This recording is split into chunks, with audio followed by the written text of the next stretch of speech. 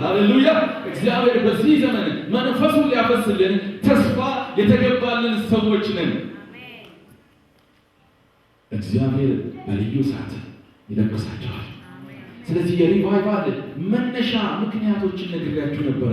መጀመሪያ ቤተ መቅደሱ መሰራት አለበት። እኔና እናንተ እጅ ለእጅ መያያዝ አለብን። እግዚአብሔር በዚህ በመጨረሻው ዘመን የትኛው አገልጋይ ሊሰራ አልቻለው፣ የትኛው ምክር ሊሰራ አልቻለው፣ የትኛው ተግሳጽ፣ የትኛው ስብከት ሊሰራ አልቻለው። በመጨረሻው ዘመን የሚሰራው አንድ ነገር ቢኖር አብያተ ክርስቲያናትን አንድ ያደርጋል። እግዚአብሔር ቅዱሳንን አንድ ያደርጋል።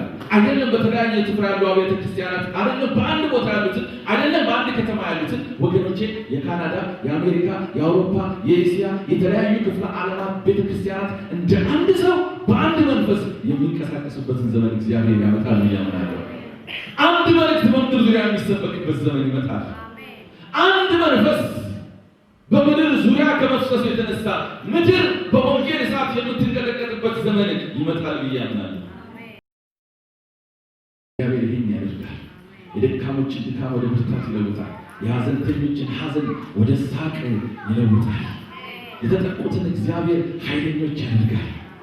ከእግዚአብሔር ቃል ሳነብ ልቤን ከሚነካኝ መካከል አንዱ ወደ ዳዊት የተጠጉ ዕዳ ያለባቸው የተቸገሩ የተጨነቁ ሰዎች ወደ ዳዊት ተጠጉ ይላል። ሲመለሱ ግን ወገኖቼ ኃይለኞች የዳዊት ኃይለኞች ሆነው ወጡ ይላል መጽሐፍ ቅዱስ ሲናገር።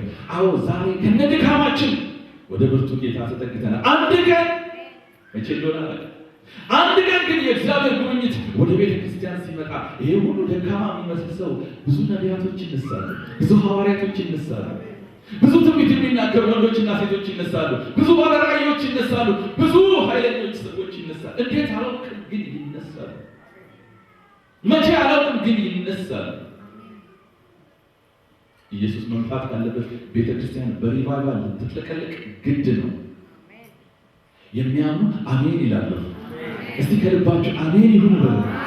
ያምጣ እግዚአብሔር ይህንን እሳት። ስለዚህ ቤተ ክርስቲያን ወዳ ሳይሆን ከሚገኘው ከሚወርደው መንፈስ ቅዱስ እሳት የተነሳ ሳትወድ ወደ አንድነት ትመጣለች። አሁን ወረዴ እየመጣ ነው። አንድ ሰሞን መከፋፈል ፋሽን ነበር፣ እንደ ጠረን ነበረ በየከተማው። እያንዳንዱ ከተማ ተራ ይደርሰው ነበረ ሲከፋፈል። አንድ ሰሞን ደግሞ አሁን ሌላ እግዚአብሔር ሲዝን አምጥቷል። አብያተ ክርስቲያናት የሚገናኙበት አብረው የሚጸልዩበት ዘመን ምልክቱ ይሄ ነው ወገኖቼ። የምትጠብቁት የምትፈልጉት ጌታ ወደ መቅደሱ ነው የሚመጣው። በፈራረሰ መቅደስ ውስጥ አይመጣም ጌታ፣ በተገነባች መቅደስ ውስጥ ይመጣል። ጣራ ግድግዳው በተሰራ አንድ በሆነ በታላቅ ቤተክርስቲያን የእግዚአብሔር እሳት መንደድ ይጀምራል። እግዚአብሔር ቤቱን ከሰራ በኋላ የኔና የናንተ ልብ ከሰራ በኋላ ልባችንን ከልባችን የሚልክያስ መጽሐፍ ሲዘጋ በአንድ ቃል ላይ ዘጋው። እግዚአብሔር እንዲህ ብሎ ተናገረ በነብዩ በኩል የአባቶችን ልብ ወደ ልጆች የልጆችን ልብ ወደ አባቶች መልሳለሁ ብሎ መጽሐፉን ዘጋው። ይሄ ሊገናኝ የማይችል የጀነሬሽን ጋፕ ያለው ህዝብ ነው። አባት የልጅ ልብ ሊኖረው አይችልም። ልጆች የአባት ልብ ሊኖራቸው አይችልም። የኔ ልጆች መዝሙር አውጥተዋል።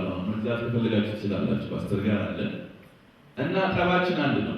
እነሱ መስማት መዘመር የሚፈልጉት ራፕ ነው። እኔ ደግሞ ቀላቅሉ ራፕ ብቻ ምን ይሰራል? ሌላውን ሲዘምሩ እንግሊዘኛውም ይገባኛል። ራፕ ላይ ሲገቡ ይጠፋብኛል። የእነሱ ትውልድ የሚገባው ቋንቋ አለ፣ የእኛ ትውልድ ደግሞ የሚገባው ቋንቋ አለ። ጀነሬሽናል ጋፕ ሲኖር ወገኖቼ መግባባት ይጠፋል። እግዚአብሔር ግን ያንን ጋፕ በመንፈሱ ሰዓት አገናኘዋለሁ። ሃሌሉያ! መንፈስ ቅዱስ ሲመጣ የእግዚአብሔር እሳት ሲመጣ ወገኖቼ ሊገናኙ የማይችሉ የጀነሬሽናል ጋፕን ያጠበዋል። እግዚአብሔር የማይገናኙ አባትና ልጅ መገናኘት ይጀምራሉ። ሃሌሉያ! ያምጣው እግዚአብሔር መንፈሱ አምጣው። ዘመን እንኳን በጀነሬሽን የምንገናኝ ቀርቶ የማንገናኘት ከልጆቻችን ጋር አብረን የምናለቅስበት የምንጸልይበት የምናመልክበት ዘመን እግዚአብሔር እያመጣ ነው ወገኖቼ። አባቶችን ልብ ወደ ልጆች የልጆችን ልብ ወደ አባቶች እግዚአብሔር ይለውጣል። እግዚአብሔር ከለወጠ ታንሰት ፒሪየድ አለቀ በቃ። እግዚአብሔር ይሁን ካለ የማይሆን ነገር የለም። ስለዚህ ነው ወገኖቼ አይደለም ዛሬ በቤተ ክርስቲያን ደረጃ ባልና ሚስት አብረው የማይስማሙበት ዘመን ነው። ነገር ግን ወገኔ ሃሌሉያ እግዚአብሔር የአባትና የልጅ ያን ጀነሬሽናል ጋፕ ካገናኘ የባልና ሚስትንም ነገር ማገናኘት ለእግዚአብሔር ቀላል ነው። ይገናኛሉ። ዛሬ የምናየው ዲቮርስ ተስፋ አስቆርጣቸው የሚያስገርም ተሐድሶ ያመጣል። አሜን። ባል ሚስቱን የሚፈልግበት፣ ሚስት ባሏን የምትፈልግበት ዘመን እግዚአብሔር እያመጣ ነው። ሃሌሉያ። ብዙ ተስፋ ሊያስቆርጥ የሚችል ብዙ ዲቮርሶች ዛሬ በቤተ ክርስቲያን ውስጥ እየተሰሙ ናቸው። ግን የምስራች ይሄ ይገለበጣል። የእግዚአብሔር እሳት ሲነድ ይገለበጣል። እንዴት አላውቅም፣ ግን መንፈስ ቅዱስ ሲመጣ ግን እግዚአብሔር አስደናቂ ነገር ያደርጋል። አሜን። ሌላው ከመጽሐፍ ቅዱስ ልቤን የሚነካኝ ቃል አንድ ቃል ነው። ለሰው የማይቻል ለእግዚአብሔር ግን ይቻላል የሚል ቃል። ሃሌሉያ። የሰው ስራ መጨረሻ፣ የእግዚአብሔር ስራ መጀመሪያ። እግዚአብሔር ቤተክርስቲያኑን፣ ህዝቡን፣ ምዕመኑን ወደ አስገራሚ ተስፋ መቁረጥ ውስጥ ይከትና ሰው ሁሉ ምንም ሊል የማይችልበት፣ እገሌ ያደረገ የማይባልበት፣ ያ የተቀባው አገልጋይ ይህንን አደረገ የማይባልበት ተስፋ መቁረጥ ውስጥ ከከተተ በኋላ ከዛ ከሞተ ነገር ውስጥ እግዚአብሔር ያው ነገር ያስነሳል። ለዚህ ነው በሳምሶን ላይ የነበረው ቅባት ያደረገው ሊበላው የመጣው አንበሳ ሊበላው ሲል እግዚአብሔር በሳምሶን ላይ በእጁ ምንም ሳይኖር ቆራረጠው ይላል። እስቲ አንድ ጊዜ ቃል በሉኝ፣ በእጁ ምንም ሳይኖር በሉ እስቲ አንድ ጊዜ። እግዚአብሔር የእኛን ታለንት፣ የእኛን ችሎታ፣ የእኛን አስረክቦ ነገር ግን በቅባት የሚሰራበት ዘመን ይመጣል። የሚመጣው አንበሳ በእጅ ላይ ምንም የለም፣ ግን በአንተ ውስጥ መንፈስ አለ። ስትታይ ደካማ ትመስላለህ፣ ስትታይ ደካማ ትመስያለሽ። ነገር ግን በእጅ ላይ ምንም የለም፣ የሚያውቅ ነገር የለም። እውቀት የለም፣ ከጥበብ የለም፣ ከትምህርት አልተማርንም፣ ከቋንቋ የለንም። ግን ወገኖቼ አሜሪካ አይደለም፣ ካናዳ አይደለም፣ አሜሪካን አይደለም፣ ዓለምን የሚገለባበት እሳት በአንተ ውስጥ በአንቺ ውስጥ ያፈሳል እግዚአብሔር። ታውቃላችሁ፣ በእጁ ምንም ነገር ሳይኖር አንበሳውን ቆራረጠ። እንኳን በእጁ ምንም አልኖረ። ሃሌሉያ። እስቲ አጠገባችሁ ያለው ሰው በእጁ ምንም የለም እንኳን አልኖረ ብሉት። ሃሌሉያ። ኢየሱስ ጌታ ነው። እንኳን አልኖረ ወንድሜ፣ እንኳን አልኖረሽ። ለምን? የእግዚአብሔር ቃል ሲናገር ወደ ማርያም አንድ ድምፅ መጣ። የመጣው ድምፅ ምንድነው? አንቺ ጸጋ የሞላብሽ ሆይ ደስ ይበልሽ አላት። ይህ እንዴት ያለ ሰላምታ ነው! እንዲህ ያለ ዘመን እየመጣ ነው። አሜን። ይኸውላችሁ ሰምተነው ማናውቀው ድምፅ የምንሰማበት ዘመን እየመጣ ነው። አሜን። ሃሌሉያ! ሃሌሉያ! ሃሌሉያ! ኢየሱስ ጌታ ነው። ሃሌሉያ! ኢየሱስ ጌታ ነው።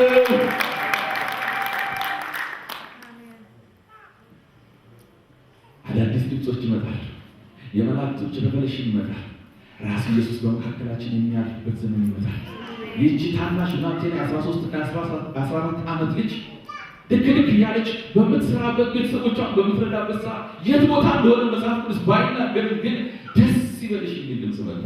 መንፈስ ቅዱስ ሲመጣ ደስታ ይባላል። ሃሌሉያ። እና ምን አላት? ጸጋ ይሞላብሽ፣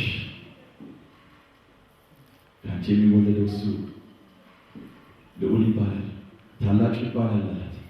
እና የሚገርም ጥያቄ የጠየቀችው ጥያቄ ምንድን ነው? ወንድ ስለማያውቅ ይህ እንዴት ይሆንልኛል አለች።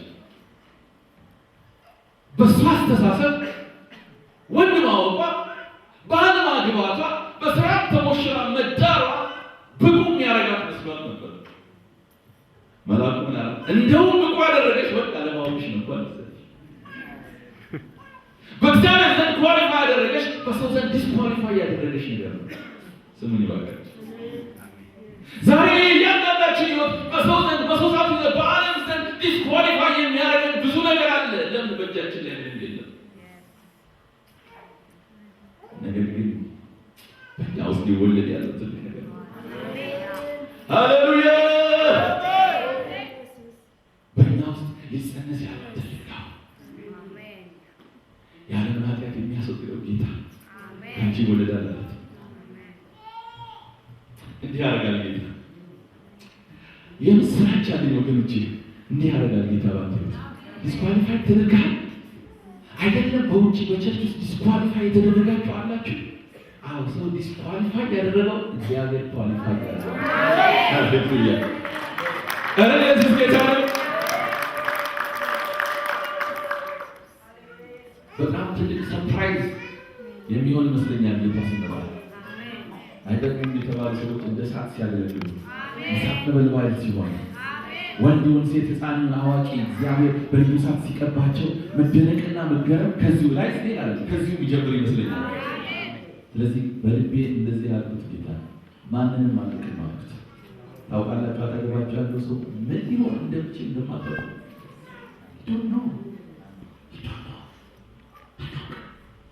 እግዚአብሔር በማን ይጠቀም እንደሚችል ማንን እንደሚያነሳ አናውቅም። ከወንድሞቹ መካከል ማጠበቀው ዳዊትን ታውቃላችሁ። 7 ወንድሞቹ በሳሙኤል ፊት ሲያልፉ 8ኛ ልጅ እንዳለው እንኳን ረስቷል። ዳዊት ተረስቷል። አባት ልጁን እንዴት ይረሳል? ረስቶታል። ለቁም ነገር አልፈለገው። ለዚህ ጉዳይ ይፈለጋል፣ ለመንግስት ጉዳይ ይፈለጋል ተብሎ የማይጠበቅ ሰው ቢኖር ዳዊት ነበረ። ሳሙኤል የጠየቀው ምን አለ? ሌላ ልጅ የለም፣ ሌላ ልጅ የለም የሚባልበት ዘመን እየመጣ ነው። እስቲ አሜን በሉ ባካችሁ። ሌላ ልጅ የለም የሚባልበት ዘመን እየመጣ ነው እና የእግዚአብሔር ሰው ሳሙኤል ምን አለ? እሱ እግዚአብሔር መረጠው እስኪመጣ እንረፍቅ ነው። እግዚአብሔር ጉባኤን ሆልድ ያደርጋል የተቀቡት እስኪመጡ። እስቲ ጫቸው አሜን በሉ። ሃሌሉያ። ምን እላችሁ ወንድቄ ነው ከህብረተሰብ በህብረተሰብ ከአንድነት የሌለን በመልካችን ጥቁር በመባል የተናቀ እኛ ኢትዮጵያውያን እኛ ኤርትራውያን ታውቃላችሁ፣ በዓለም ዙሪያ እግዚአብሔር ቀብቶ ሊያስነሳን ነው። ሃሌሉያ። እኔ ከልብ ያምናለሁ። እንዴት አላውቅም፣ መቼ አላውቅም፣ ግን አንድ ነገር አውቃለሁ። የኢትዮጵያውያን ሕዝብ የኤርትራውያን ሕዝብ በልዩ ቅባት ተቀብተው በምድር ዙሪያ የወንጌልን ችቦ እንደሚያቀጣጥሉ አምናለሁ። በተናቀው መስራት የሚችል ጌታ ነው። በተገፋ ሕዝብ ምንም አይገኝበትም በተባለ ሕዝብ መካከል ተገኝቶ ተአምር መስራት የሚችል የኔና የናንተ ጌታ እስራኤል ቅዱስ ያው እግዚአብሔር ነው። ሃሌሉያ። ስለዚህ ያገናኘናል። እግዚአብሔር መቅደሱን ይሰራል። በሁለተኛ ደረጃ ያየነው እግዚአብሔር መሻትን በውስጣችን ያመጣል። ፍላጎት ዲዛይር ያመጣል። የመጸለይ ዲዛይር፣ የመጾም ዲዛይር ያመጣል። ቃሉን የማንበብ ዲዛይር ያመጣል። በቤተ ክርስቲያናችን ዛሬ በዓለም ዙሪያ የሚታወቅ አንድ ድርጅት አለ፣ የመጽሐፍ ቅዱስ ማህበር የሚባል። በእኛ ልብ ውስጥ ግን የመጽሐፍ ቅዱስ አንባቢዎች ማህበር ብለን መሰረትን። የመሰረትንበት ቀን የዛን ቀን ዓላማችን በዓመት ውስጥ መጽሐፍ ቅዱሳችን ሁላችን አንብበን የምንጨርስበት ስትራቴጂ አውጥተን የጠራ ነው እና የዚህ ማህበር አባል መሆን የምትፈልጉ ተብሎ ጥያቄ ተጠየቀ። 143 ሰዎች ተመዘገቡ። የታምረን ኢትዮጵያዊ ማንበብ ሲጀምር 143 ሰዎች ተመዘገቡ። እነዚህ 143 ሰዎች በየቀኑ ከ3 ምዕራፍ የበለጠ ያነባሉ። አንዱ ምን አለ? ከመራቢ የተነሳ የ3 ምዕራፍ ስላልበቃኝ በኤንአይቪ በኪንግ ጄምስ ቨርሽን በተለያዩ ቨርሽኖች ያንኑ ምዕራፍ አነበዋለሁ። እንዲህ ያለ ረሃብ እግዚአብሔር ያመጣል። ሰዎች ለእግዚአብሔር ነገር እንዲጠሙ አይደለም ኮንፈረንስ ትናንሽ ጉባኤዎች ሲጥሩ ቤቶቹ ግጥም የሚሉበት ዘመን እግዚአብሔር ያመጣል። ያንን ዲዛይር በውስጣችን እሱ ራሱ ስለሚከተው ማስታወቂያ የማንናገርበት አዋጅ የማናውጅበትን ዘመን እግዚአብሔር ያመጣዋል። ወገኖች ራሱ መንፈስ ቅዱስ በፉጨት ሰዎችን እየጠራ የሚያመጣበት ዘመን ይመጣል። በሶስተኛ ደረጃ ዛሬ ላሳያችሁ የምፈልገው ቶሎ ብዬ ማለፍ አለብኝ፣ ጊዜያችሁ መውሰድ አልፈልግም። በሶስተኛ ደረጃ የምትጠብቁት መልእክተኛ ከመምጣቱ በፊት ሌላ መልእክተኛ እልካለሁ አለ። ያው መንገድ ጠራጊ የተባለው መጥምቁ ዮሐንስ ነበር። ስለዛ ቦታ ነው የምናገረው። መጥምቁ ዮሐንስ ሊመጣ ላለው ሪቫይቫሊስት ለኢየሱስ መንገድ መጥረግ ነበረበት። ሊደረግ የነበረው መንገድ ካልተደረገ በስተቀር ንጉሥ ሊመጣ ዘንድ ፈጽሞ ስለማይችል፣ ስለዚህ መንገዱ መጠረግ ነበረበት። እኔ በመካኒሳ አካባቢ ነው የኖርኩት ያደግኩት። አንድ ቀን ገና ልጆች እያለን ጃንሆይ ወደ መካኒሳ ይመጣሉ ተባለ።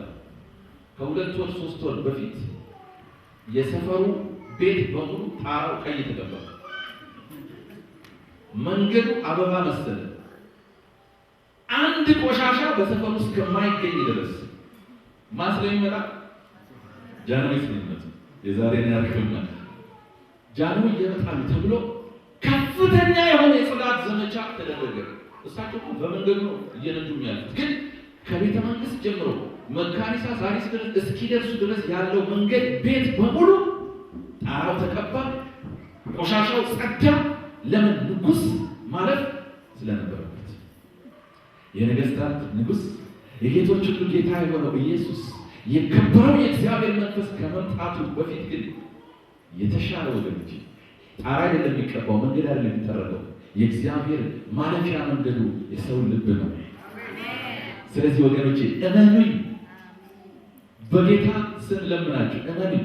ያስቸገራችሁ ኃጢአት የህይወታችሁ ሳይክል መውደቅ መነሳቱ ያበቃል።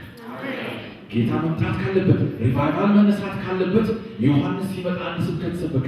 በኢሳይያስ 40 ላይ የተጻፈለትን ያውም እሱ ምን ነበረ?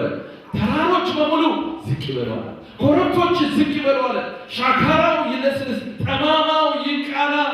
ከዛ በኋላ ስጋ ለባሽ ሁሉ የእግዚአብሔር ክብር ያያል። ሃሌሉያ! ኧረ ኢየሱስ ጌታ ነው። ስጋ ለባሽ ሁሉ የእግዚአብሔር ክብር ያያል። መቼ? መንገዱ ከተጠረገ በኋላ። የሰው ልብ በእነዚህ በሶስት ነገሮች ተመስሏል። አንደኛ ትዕቢተኛ ልብ ነው፣ ያበጠ ልብ፣ እንደ ፊኛ የተነፋ ልብ፣ ውስጡ ባዶ ግን አለኝ የሚል ጉረኛ ልብ፣ የታበየ ልብ እና ለፊኛ መድኃኒቱ መርፌ ነው አለ አንድ አገልጋይ ሲያገኝ።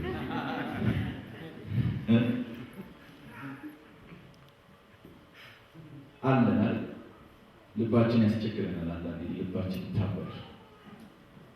መኪናው ነዳዋለን፣ ቤቱን እንኖርበታል፣ ገንዘብ አለ፣ ልባችን አገልግሎቱ ሰፋ ሲል የሰው ልብ ይነሳል፣ ይታበላል፣ ይቃብጣል።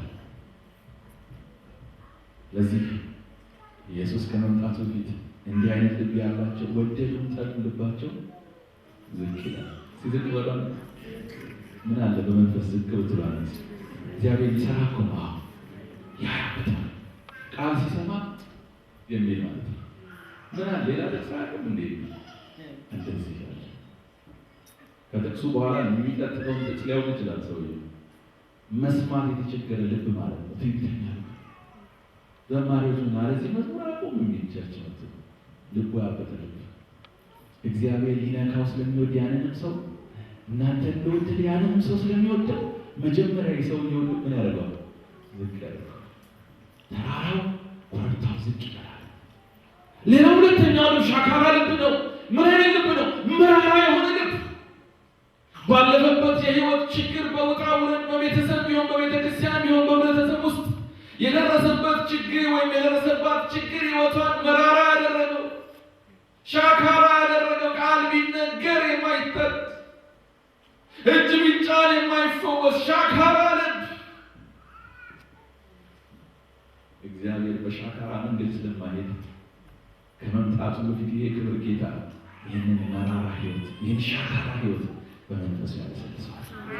ሃሌሉያ! የምስራች ያስቸግርሽ ነገር አለ። አገልጋዩ እጅ ጮብሽ በውስጥሽ መጽናናት ያቃተሻለሽ። የምስራች የእግዚአብሔር መንፈስ ሲመጣ የአገልጋይ እጅ አይደለም የእሱ እጅ ሲነካሽ ያ ልብ ሻካራ ይለሰልሳል፣ መለስለስ ይጀምራል፣ ያስላሳል። ያ ብቻ አይደለም፣ ጠማማ ልብ ይላል። ምን አይነት ጠማማ ልብ ነው? እስቲ ቁጭ ብለን የእግዚአብሔር ስራ ለመስራት እንመካከል። ቁጭ ብሎ ሀሳብ ሲሰጥ እሱ በዛ ነው የሚለው ሰው ለምን እናደርግም ሲባል እሱ ሌላ ጠማማ ነገር ነው የሚያስበው። ሚስቴ ትላለች ባለው አይሆንም በዚህ ነው የሚሄደው። ጠማማነት ያስጨነቃቸው ምናልባት በአባት በአያት በቅድመ አያት የነበረ የጠማምነት መንፈስ ያስቸግራቸው ዛሬም እነሱ በዚህ የሚቸገሩ። እኔ በአገልግሎት ዘመን አንድ ነገር ተምሬያለሁ ወገኖች፣ በማንም ላይ ላልፈርድ። ብዙ ነገሮች ስላጋጠሙ ብዙ ሰዎችን አይቻቸው ሩታቸው እነሱ እንዳልሆኑ ሲገባኝ ከማዘንና ከመጸለይ በስተቀር በማንም ላይ ላልፈርድ እግዚአብሔር አስተምሮኝ። በማንም ላይ ነው ብላችሁ እንዲህ ያለ ያሉ ሰዎችን ጌታ ይወዳቸዋል። አሜን አሜን። ጌታ እኮ ፍቅሩ ይያል ታዲያ የሰው አይገጥም የሰው ነገር አይገባም። እሱ የሚባለው ሰው የእግዚአብሔር መንፈስ ይነካዋል። ሲነካው ደግሞ በልዩ መንገድ ይነካዋል። ለምን? ንጉሥ ሊመጣ ካስፈለገ ጠማማው ሻካራው ኮረብታው ለሱ ሁሉ ትክክል እንዲሆን ያስፈልጋል። ከመድረኩ ጀምሮ ወደ ህዝቡ ወደ ልጆቻችን ገብቶ የሰው ልብ ሁሉ ይስተካከል እግዚአብሔር ይህን ያደርጋል። እኔ በሙሉ ልብ ያምናለሁ ጌታ ያደርጋል ነው የምላችሁ። ጌታ እንዴት አላውቅም፣ ግን ያደርገዋል ጌታ። ስለዚህ ሁሉ ጌታ ይመስገን። መጀመሪያ ወደ በኩላችሁ ሁሉ ወስዳችሁ ታዲያ ጌታ ሲሰራ መጀመሪያ በእኔና በእናንተ ውስጥ የሚያደርገው ድንቅ ነገር አለ። አሁን ልብ ብላችሁ ልትሰሙ መማር ያለብን ነገር አለ ወገኖች። መንፈሳዊ ነገር የሰው ድርሻ ብቻ ማለት እግዚአብሔር ድርሻ ብቻ አይደለም፣ የሰውም ድርሻ አለ። ቅድም ባነበብኩላችሁ በዘፍጥረት ምዕራፍ 22 ላይ እግዚአብሔር አብርሃምን ከሰራው በኋላ እነዚህንም ነገሮች ሁሉ ካደረገለት በኋላ ይላል ቁጥር 1 ላይ ስትመለከቱ እግዚአብሔር አብርሃምን ሊፈትነው መጣ ይላል። ስለዚህ ምን አለው? የሚወደውን አንድ ልጁን እንዲሰዋለት እግዚአብሔር ተናገረው። አንድ ልጁን ደግሞም የሚወደው ሰው የማይወደውን ነገር ቢሰጥ ቀላል ነው። የሚወደውን ነገር መስጠት ግን ከባድ ነገር ነው። ሰው ትርፍ ካለው ሼር ማድረግ ቀላል ነው። አንድን ነገር ግን ማካፈል ከባድ ነው። እግዚአብሔር ጨካኝ ነው። ላላማው ሲጠይቃችሁ ያችን ያለህን አንዷ ደግሞ የምትወደውን ነገር አንተ ያለ አብርሃም የተሰራ ሰው ስለነበረ ልጁን ይዞ ወደ ሞሪያ ተራራ ለመሄድ አቀና። ለምን ግን እግዚአብሔር ያንን ልጅን ሰዋልኝ ያለው? 25 ዓመት የጠበቀው አልነበረ? ለ25 ዓመት ያስጠበቀው ልጁን ደግሞ ቲኔጀር እስኪደርስ ለምን ጠበቀ? ገና እንደተወለደ ለምን አልወሰደበትም? አብርሃምና ልጁ እስኪዋሃዱ ድረስ የአብርሃም ልብ በልጁ ልብ እስኪወሰድ ድረስ እግዚአብሔር ጠበቀ። በዛም ዘመን አንድ የጎሳ መሪ ከማለፉ በፊት ከመሄዱ በፊት መሪ ተካ ነበር። የጎሳ መሪዎች ይተኩ ነበር። እዚህ ላይ እንደሆነ አብርሃም እግዚአብሔርን የጠየቀው ጥያቄ ይሄን ሁሉ ሰጥተኛል፣ ይሄን ሁሉ ነገር ሰጥተኛል፣ ግን ሊወርሰኝ ያለው በዚህ በቤት ያለ ባሪያ አገልጋይ ኤሌዘር ነው። እግዚአብሔር ግን አይወርስም፣ እኔ የሚወርስን እሰጥሃለሁ አለው። ከሰጠው በኋላ ግን አብርሃም ማድረግ ጀመረ። እኔ ከሄድኩ በኋላ ይህንን ህዝብ የሚመራ እንደኔ ሆኖ በዚህ መካከል እግዚአብሔርን እያመለከ የሚያስመልክ ልጅ መስራት አለብኝ። ዴይ ኤንድ ናይት ልጁን ትሬን ያደርግ ነበር። ብዙ ትሬኒንጎች ቢወስድን መጽሐፍ ቅዱስ ላይ የተጻፈውን ብቻ አነሳላቸዋለሁ። የመጀመሪያው ትሬኒንግ አብርሃም ለይስሐቅ የሰጠው ምንድን ነበረ? መስዋዕት ለእግዚአብሔር እንዴት እንደሚቀርብ ነበር ያስተማረው። ስለዚህ አብርሃም ከበጎቹ መካከል የወስደውና ለእግዚአብሔር የሚቀርበው መስዋዕት አንካሳ ያልሆነ፣ እውር ያልሆነ፣ ቋቁቻ የሌለበት ንጹህ የሆነ በግ ይሄ ማለት ነው ብሎ ስለ በጉ ያሳየዋል። ከዛ በኋላ በጉን ካስወሰደው በኋላ አንስቶ መሰዊያ የሚዘጋጀው እንደዚህ ብሎ ነው ብሎ የመሰዊያውን አደራደር የእንጨቱን አደራደር አስተማረው። ከዛ በኋላ በጉ እንደዚህ ነው የሚታሰረው አለው። ከዛ በኋላ በጉ መሰዊያው ላይ እንደዚህ ነው የሚቀመጠው የሚታሰረው። ከዛ በኋላ ቢላዋው እንደዚህ ነው የሚያዘው። ቢላዋውን ከያዝከው በኋላ እንደዚህ ነው የሚታረደው ብሎ ልጁ እንዴት በግ እንደሚያርድ ለእግዚአብሔር እንደሚሰዋ ከፍተኛ የሆነ ጥንቃቄ የተሞላበት ትሬኒንግ አብርሃም ለይስሐቅ ሰጠው። ይስሐቅ ለረጅም ጊዜ ቲኔጀር ላይፉን በሙሉ የተማረው እንዴት እንደሚሰዋ፣ በግ እንዴት እንደሚመረጥ፣ መሰዊያ ስፍራ እንዴት እንደሚደለደል፣ በግ እንዴት እንደሚታረድና እንዴት አድርጎ እንደሚታሰር በጣም ሰለጠነ። ትሬኒንጉን ሲጨርስ ነው እግዚአብሔር የመጣው። ስሙኝ፣ የሰማችኝ ነው? የሰማነው በግ እንዴት መስዋዕት ለእግዚአብሔር ንጹህ መስዋዕት እንደሚቀርብ ካስተማረው በኋላ እግዚአብሔር መጣ። ይኸውላችሁ ሬዲ ነኝ ስትሉ ነው እግዚአብሔር ይመጣው። ሬዲ ያለመሆናችሁ ነው ሰሪት። አሁን በቃ የኔ ነገር ተሰርቷል፣ ተጨርሻለሁ ጌታ ሆይ አሁን እንደፈለግ ስትሉት ባዶ መሆናችን ሊያሳይ እግዚአብሔር ይመጣ። አንድ ጊዜ አንድ አገልጋይ ሲናገር ምን አለ? አንድ ጀበና ሲሰራ መጀመሪያ ከአፈር ይወስዱትና ያቦኩታል። ሲያቦኩት ዋይ ይላል። በሰው ተመስሎ ነው እና በጭቃው በውሃ አርቆ ሲያራግተው ዋይ ይላል። ከዛ በኋላ ሼፕ ሲሰጠው ደስ ይለዋል። ምክንያቱም የለሰለሰ እጅ የሚያሸው ቅርጽ ካወጣለት በኋላ አሁን አለቁ ሲል በቀጥታ የወስዶ ምን ይጨምረዋል? እሳት ውስጥ ይጨምረዋል። እሳት ውስጥ ሲለመልመው ብሎ ጮኸላል። ተለምልሞ ሲያልቅ ጠንክሮ ሲወጣ አሁን አያም ሬዲ ሲል አውጥቶ ሼልፍ ላይ ያስቀምጠዋል። አያም ዩዘብል በሚልበት ታይም ላይ ሼልፍ ላይ ያስቀምጥ። ከባዱ ታይም ነው። ሬዲ ነኝ ያለን ሰው ተቀመጥ ስትሉት ከባድ ነው። አይመስላችሁም? ከኔ ጋር ናቸው። ይስሐቅ ሬዲ ነኝ፣ አብርሃም ሬዲ ነኝ ብሎ ነበር። እግዚአብሔር ልጅ ይሰዋልኝ። የሚገርማችሁ ነገር ሎሌዎቻቸውን ይዘው አህያዎቻቸውን ይዘው በመንገድ ወደ ሞሪያም ተራራ ይሄዱ እያሉ ከሩቅ አብርሃም ያንን የመሰዊያ ስፍራ ተራራውን ባየ ጊዜ ሎሌዎቹን ከአህዮቹ ጋር ተወና እንጨቱን